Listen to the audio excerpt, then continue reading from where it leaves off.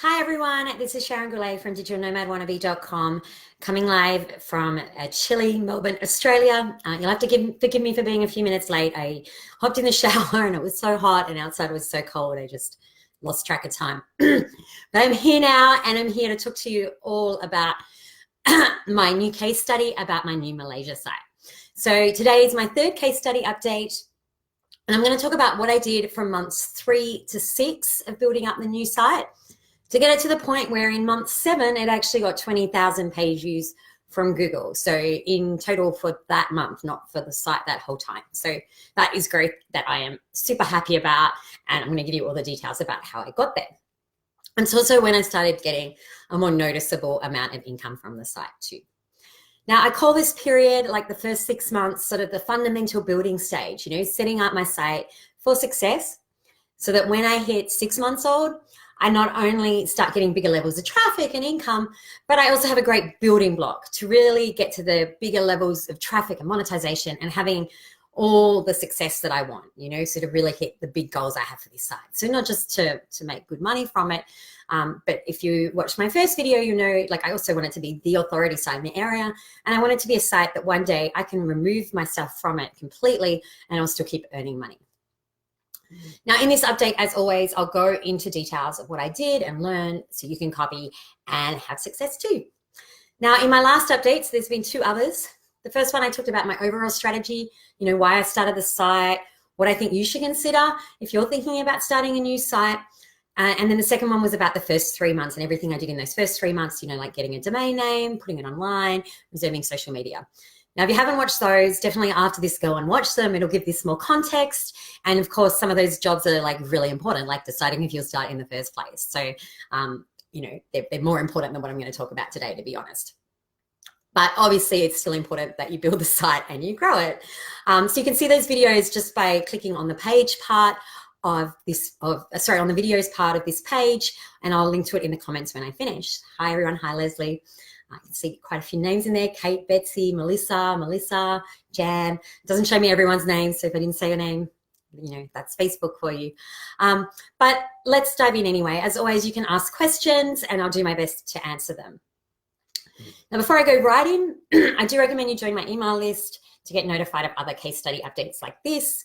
And you can also download a free checklist of what you need to do when starting a new site to have success faster. So if you're thinking about that first site, or that second or third or fourth, you'll find this checklist useful. And that's at digitalnomadwannabe.com/checklist. So what did I do after month 3 when my last update finished? Okay. Honestly, I did much of the same. I continued doing some collabs to get links. I got my assistant to make some comment links and I wrote some more comments.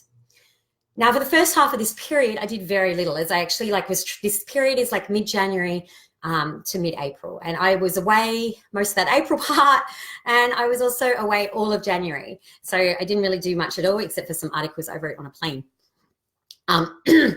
So I did do some of these hotel guides then. Before I hop on a plane these days, I open like 1,000 tabs in my browser, so I have all the information I need for research or whatever, and I try and write an article on the flight. So I did put some articles up doing that. They were some best hotel articles. They did end up going really well. They're some of my most successful articles now, and they make some money, but they're not as buying intent as I would like, so they don't make as much money as I would like. They're more like the best hotels in Malaysia, and I think when people are searching that, they're more still in that daydream phase rather than the ready to book a best hotels in Kuala Lumpur.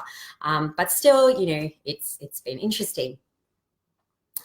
Hi, Jan and Paula. Going out while I'm talking, Paula, very rude.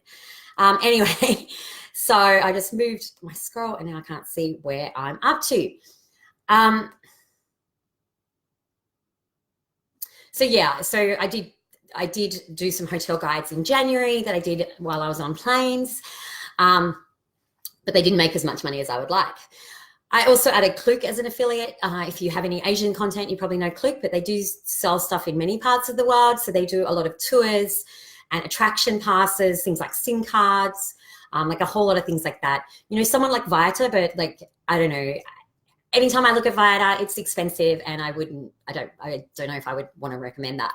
Whereas Klook, like, they are like really cheap. You know, like I use them all the time in Asia because they are a lot cheaper for everything than to buy it when you're there. So, so I added them as an affiliate to start monetizing that way. I've used them in the past as well. I also started using a bit of social media, but really it was just about anything that I could like automate so that they start getting active. So at one point, you know, because I see myself wanting to do sponsorship later with this site, you know, I have seen a building block there already. So for Instagram, you know, I automated some posting, which is still going on, and some other tasks that started building followers and getting some likes, etc. I automated posts to Facebook when a new post is published, so Zapier automatically puts it on my Facebook page. There's some Twitter stuff automated as well. You know, none of these things are really going to do all that much for sure. You know, if you want to do well in social media, 100% you need to concentrate on it properly and have a real strategy. But, you know, it's just building blocks. That's all I care about at the moment. Plus, it's still getting a URL out there. It's only going to help from an SEO perspective. A couple of people are saying they like the idea of opening all those tabs before hopping on a flight. Yeah, it definitely helps. Although, of course, there'll always be like one thing you forget to open in your browser and you're just like, I just want that one thing so I can finish the article, and I can't finish. But otherwise, I find flying time really good time to write because I can't get on the internet in a way too, because it's less distracting, right? So it's easier for me to just like knock off an article. I'm like, you know, on a long haul flight, I can knock off one article. Seriously, you know, I still got 6 hours to watch Netflix things I've downloaded after that. So I try and force myself. But back to what I'm saying. Now, at the start of March, so when the site was 4.5 months old, my traffic started taking off. And so this is when I feel like the Google sandbox was over.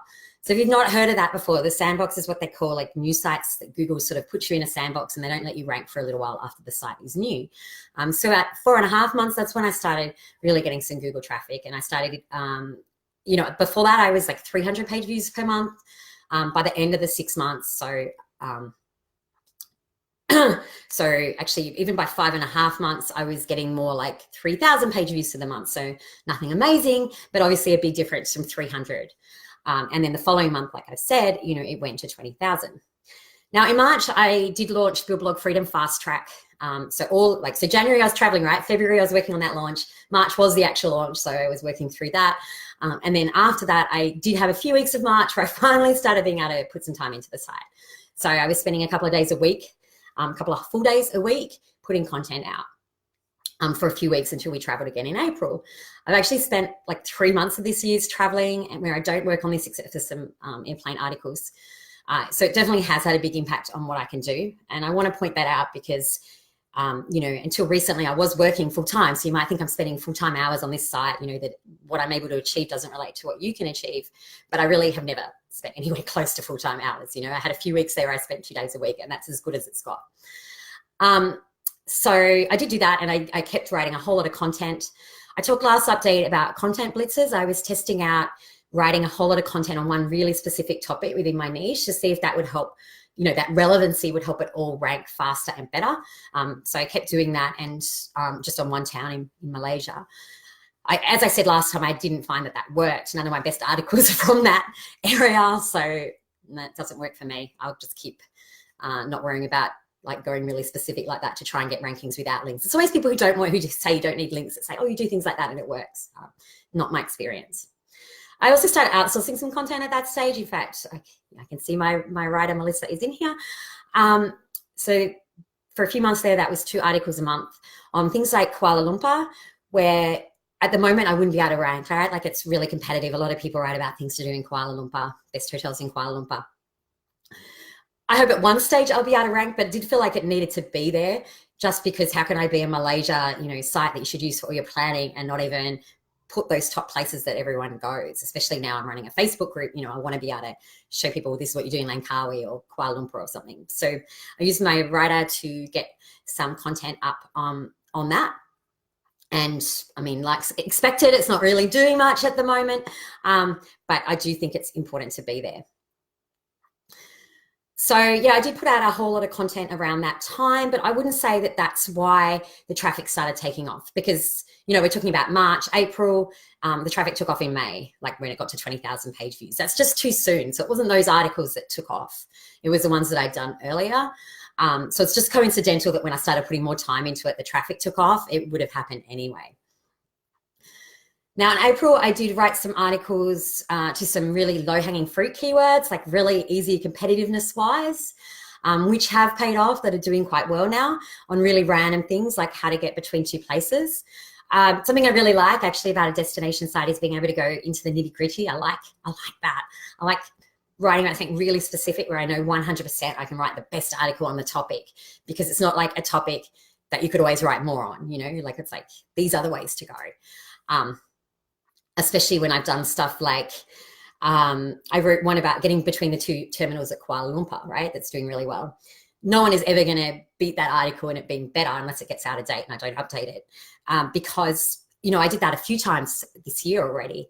And each time I did it a different way. I took like a million photos so you can see exactly the bus stop you catch, exactly what the bus looks like, where the train station is, you know, where you buy the tickets, like everything is photographed and really specific.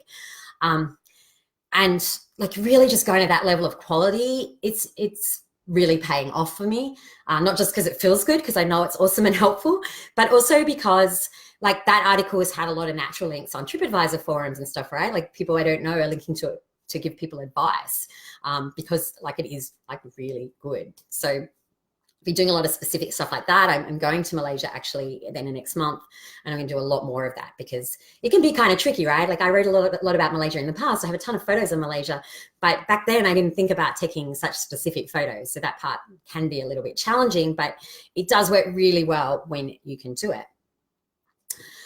So I also added AdSense to the site in April. I used auto ads, and I did some manual ad placement as well. I played around with that, worked out what was optimized. I'll talk about that more in the next update, as I really just did it right before 6 months. And if you've kept up to date on D&W, you know I also changed to a Zoic since then and got a lot more money. So towards the end of the 6 months, the traffic really blossomed. I started getting more decent hotel commissions and started getting towards US $10 a day. That was from hotels combined via CJ. But then some of you might know I suddenly had a whole lot of issues with that when it stopped working. I was pretty annoyed. I'm still annoyed about the whole experience because I complained a lot in the CJ Facebook group, and you just get comments as though, you know, it's my problem. What's weirder is only like one other person reported the same thing when it did turn out to be a whole problem across the network. But yeah, it stopped working. They finally admitted there was a problem with the reporting. Apparently they've just fixed it now, and because apparently the reporting was wrong and getting your money, but the tracking was still working, so they should be able to work it out. In the meantime anyway, I changed because that was ridiculous. But you know, I did have a month of lost earnings because of that, and I haven't looked at the reporting yet because I'm too angry, to be honest, because other people have said that it doesn't actually, it's not like their usual rate of earnings. Like when they might have usually got $100 for that month, they've got like $5 with the new update. So I've put my head in the sand a bit about it because I just can't be bothered getting worked up, but I am pretty annoyed about it. So we'll talk more about this in the 6 month update and what I did next with hotels, because the good thing was it got me off my butt and like experimenting a lot. So to talk money before I finish, this period, like I said, was mid-January to mid-April. In January, I made, you know, a whopping 14 cents, super exciting. February, $5, March, $37, and April, $183. Okay, now that is revenue, and because I started paying for a writer in there, in reality I made a loss because that costs more than that. But I didn't need to get those articles. You know, you could just write it yourself, or I could have just not put them on and it wouldn't have affected those earnings, because those articles, like I said, you know, they're still too new, they're too competitive areas, they're not making me any money at the moment. So that's basically what I did in that fundamental period. You know, nothing crazy, no rocket science, you know, just really good articles. Like, I don't want to take away from that. I've talked about it a little bit in this update, but I really am confident the articles are like really awesome and I do my best on them. And, you know, they obviously use solid SEO. Everything I know about keywords gets implemented. The link building, maybe I did it in the next period. Maybe I didn't write it in the notes. I'll have to look it up. But I started writing some guest posts for some big sites and things too. But I must admit, I haven't put the emphasis on link building that I normally have. And I just now I'm only part-time. I just really haven't had any time for it. and I've been sick most of August. You'll keep noticing a pattern in these updates. I keep being away, or I'm sick, or there's a launch or something that always gets in the way. But in a way, that's kind of good, because I want to show that you can do this, part-time, because, no one really starts a new site getting to work on it full-time, unfortunately. But yeah, so at the end of those 6 months, I feel like it put me in a really good position. I'm happy with how the site's going now. I'm sort of rushing through 3 months at a time, and next update I'll do 6 to 9 months, because I want to get to the point where we're talking in real time. I don't want it to stay delayed. It's much easier for me to say what it's doing right now. So yeah, in the next update we'll talk about that. Let me just check. I haven't checked for questions in a little bit. How many posts did you have by the time you got to 20,000 page views? Good question, and I'm really not sure. I could try and look it up super quickly. But again, it's only really those articles I did in the first few months that would have really contributed to those page views, because I'm not really doing social. So articles that are just written, I can look at what I had at May 1, but most of those articles would have been April and March, and they would not have helped me get to that. Posts. Sorry. At the moment, I've got 83 posts. That's quite a lot, but that would not be what was there a few months ago. So this will be an estimate.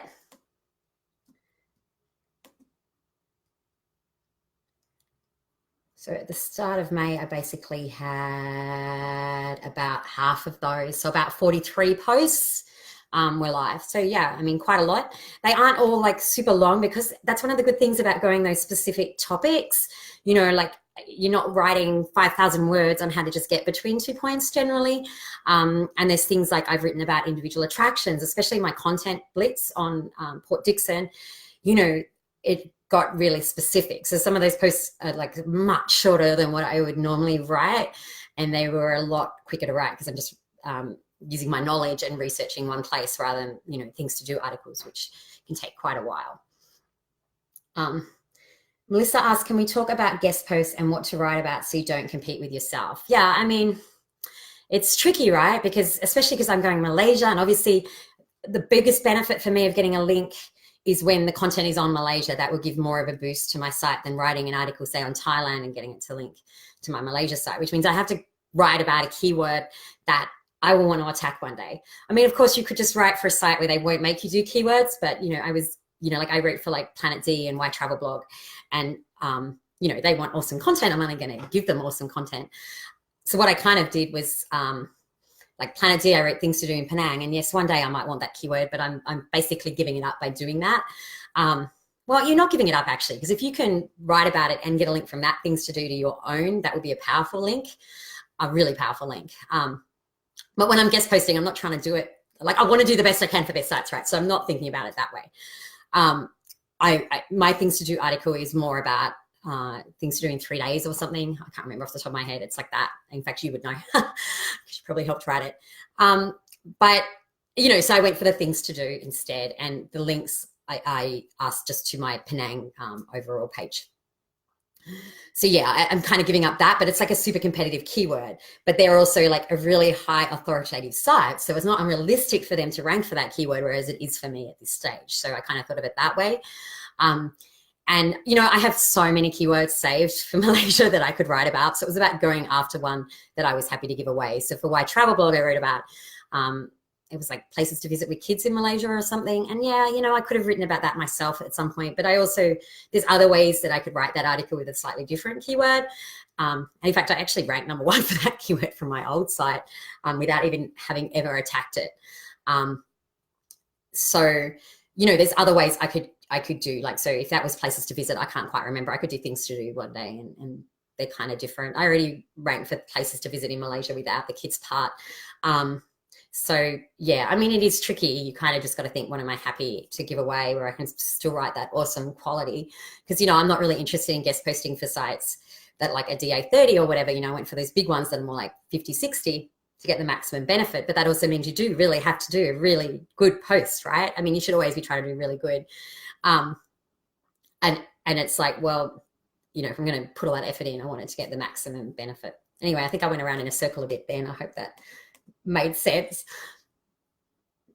Lisa's saying how she's done many in the past and outright her own posts on the topics. Yeah, I mean, you really just want to pick a topic that you're happy not to go for, would be my advice, but very related to what you write about, so the link's worth more. I can't see any other questions. Let me just double check. I'm pretty sure I said everything I wanted to. Like I said, join my email list to get notified of other case study updates. I plan to do one per month. And also, so you can download that free checklist I talked about starting a new site to have success faster. So everything you should do when you start that new site. So that's for people who are already bloggers too, if you're thinking about starting an additional site like I have, at digitalnomadwannabe.com/checklist. And people who are thinking about another site will be excited. I'm really hoping in September that I find the time to write an add-on to Build Blog Freedom Fast Track, which will be specifically about starting a new site, picking a topic, what to look for, and all of that. Because the fast track works really well once you have your topic. And it will, in the fast track, it does help you in the first week, like refine your niche and really understand what you're trying to achieve with your site and who your target audience is and all of that. But usually, you know, if people are reading the fast track, I expect they already have their niche somewhat, right? And they're just refining it. Whereas this new add-on will be all about like starting that second site and really trying to look for opportunity and what you should do. And of course, if you're in any of my Build Blog Freedom courses, you will 100% get this as soon as I've done it anyway. So let me just see what other comments there are before I disappear. Do I know how many links I have to the site? I can look at what I have. I keep track of the links that I build myself. I don't keep track of the natural ones. Where is it? Okay, here we go. So, sorry, it takes a minute, but then I'm like not guessing. I'm looking at actual values. So this is for right now. I'm up to about 150. Some of those are like comments and low value. There's a few guest posts. There's some directory links I paid for, some Reddit links I paid for. So, you know, are they all quality? 100% no. You're probably looking at about 100 that are like collabs, guest posts, maybe less actually. There's more comments than what I realized. In fact, I haven't even checked if all these comments have been approved. So there's not necessarily 100. Actually, there's quite more comments than what I realized. So probably less than 100, probably more like half of them are better links that I've built. You know, whenever people say they have trouble getting links, I 100% do not understand. I think it's lazy thinking, you know, like just do collabs. I do them for any topic. I don't care. I haven't done so much lately because of just sickness, travel, time. But you know, like that's just what I did for that one site. I did link building for like 5 other sites or something at the same time. So over those months, there's like tons of links. So, you know, there is really no excuse why everyone listening to me can't get, you know, some links every month. Okay, so I think we're about done. So hopefully you'll join me next month. Under this, I'll put some links to that checklist and also where you can find all the other case study updates, and this will be added to that post as well. So have a good Thursday or Friday.